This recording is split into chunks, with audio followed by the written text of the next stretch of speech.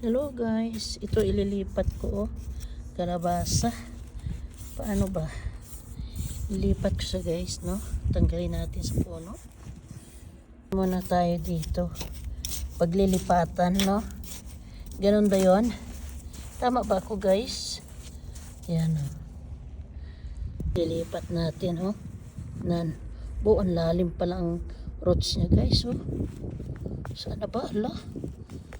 Ayun, oh. Yan. Matay. Yan, lipat natin kasi masikip. Diba? Gawa tayong paraan. Magkaroon tayo ng mga tanim. Dito tayo sa disyerto. Wala tayong asahan. Kailangan na magsikap.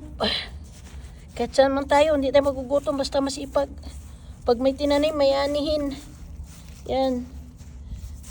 Guys, yan o. Yan. Ganda na o. O, lagyan ng tubig siya maya kunti. Mabasa naman yung lapok yung lupa. Diba? Ewan ko, sana hindi siya mamatay, no? Ayan. Hindi naman siguro.